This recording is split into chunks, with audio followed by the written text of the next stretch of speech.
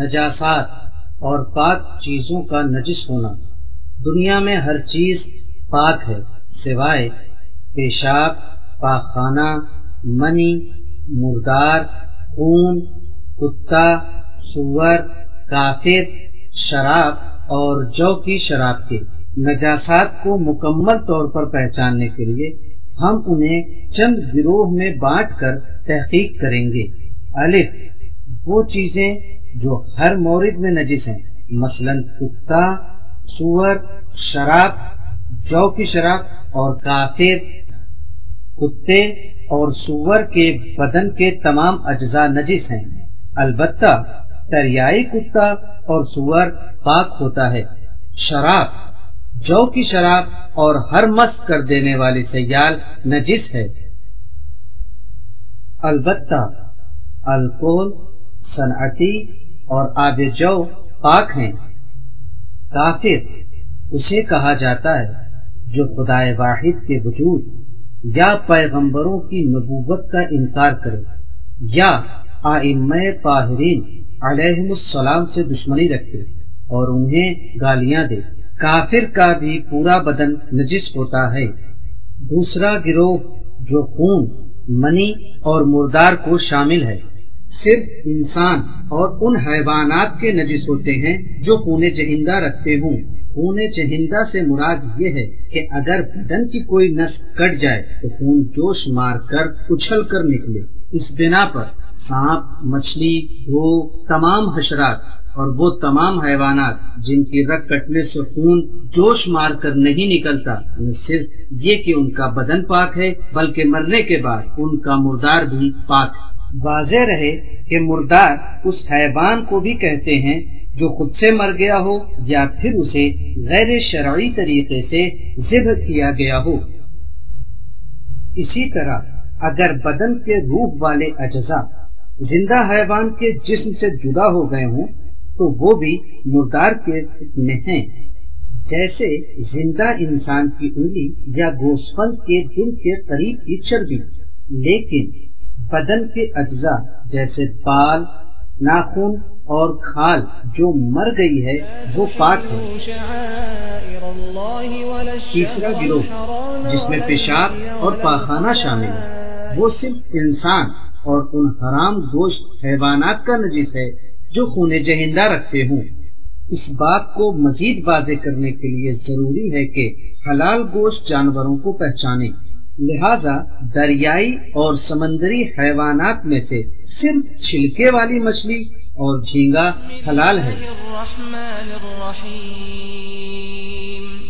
یا ایھا الذین آمنوا اوفوا بالعقود احلت لکم بہیمۃ الانعام الا ما یتلی علیکم غیر محل الصید۔ پرندوں میں ہر قسم کے کبوتر، گنجش اور مرغیاں حلال گوشت ہیں۔ یا ایھا الذین آمنوا لا تحلوا شعائر اللہ۔ اسی طرح بطخ، چکور اور تمام وہ پرندے جو اڑتے وقت پر زیادہ مارتے ہیں اور پھیلائے کم رکھتے ہیں یا ان کے حلق اور معدے کے درمیان کی تھیلی، سنگدانہ اور پنجے کی پشت پر کانٹا ہو، وہ حلال گوشت ہیں۔ ہدہد، ابابیل اور دارکوب مکروہ ہیں۔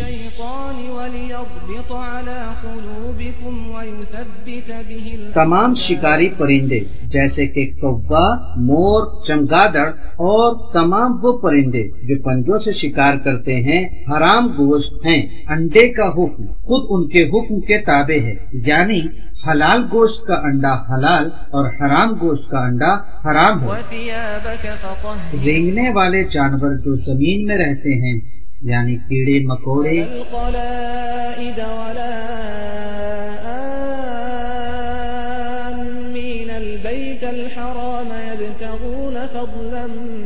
وہ سب حرام گوشت ہیں۔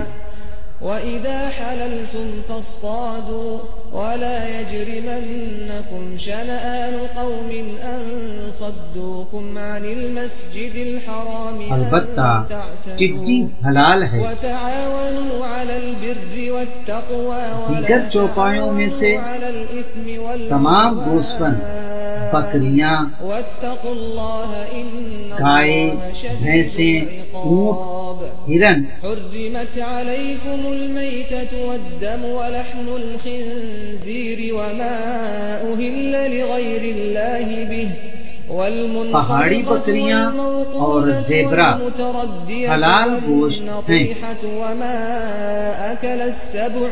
گھوڑا، خچر اور گدھا مکروہ ہے، اور بقیہ جانور مثلا بلیاں، خرگوش۔ اليوم يئس الذين كفروا من دينكم فلا تخشوهم واخشون اور تمام درندوں کا گوشت حرام ہے۔ أتممت عليكم نعمتي ورضيت لكم الإسلام دينا فمن اضطر في اگر مخمصة حرام گوشت جانور انہیں جہندہ بھی رکھتے ہوں تو ان کا پیشاب اور پاخانہ نجس ہوگا۔ البتہ حرام گوشت پرندوں کا پاخانہ بعض مراجع کے فتوے کے مطابق پاک ہے،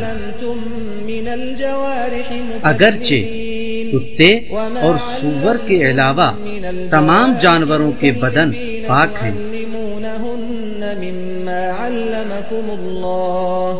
فَكُلُوا مِمَّا أَمْسَكْنَ عَلَيْكُمْ وَاذْكُرُوا اسْمَ اللَّهِ عَلَيْهِ وَاتَّقُوا اللَّهَ إِنَّ اللَّهَ سَرِيعُ الْحِسَابِ۔ چیزوں کے نجس ہونے کی کیفیت: اگر عین نجاست کسی پاک جسم سے چھو جائے اور وہ دونوں یا ان میں سے کوئی ایک اتنا تر ہو کہ ایک کی تری دوسرے کی طرف منتقل ہو جائے تو وہ پاک چیز نجس ہو جاتی ہے، اور اگر نجاست سے متصل ہونے والی چیز کسی اور پاک چیز سے متصل ہو جائے تو اسے بھی نجس کر دیتی ہے۔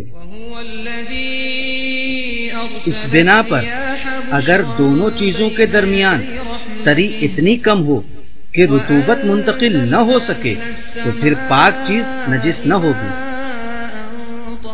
سیال چیزیں جیسے تیل، سالن، شیرہ، سیال شہد وغیرہ نجاست کے ملتے ہی پورا کا پورا نجس ہو جاتا ہے۔ وَثِيَابَكَ فَطَهِّرْ لیکن اگر یہ چیزیں اس طرح گاڑھی اور تقریباً جمی ہوئی ہوں کہ اگر اس میں سے کچھ حصہ نکال لیا جائے تو وہ جگہ خالی ہو جائے، چاہے بعد میں دھیرے دھیرے وہ بھر ہی کیوں نہ جائے، تو جتنے حصے میں نجاست لگی ہے وہی نجس ہوگا، اور نجاست نکال لینے کے بعد باقی کو استعمال کیا جا سکتا ہے۔ زمین، کپڑا، پھل اور اس جیسی چیزیں اگر تر ہوں تو جتنے حصے میں نجاست لگی ہو وہ حصہ نجس ہوگا، باقی دوسرا حصہ پاک رہے گا۔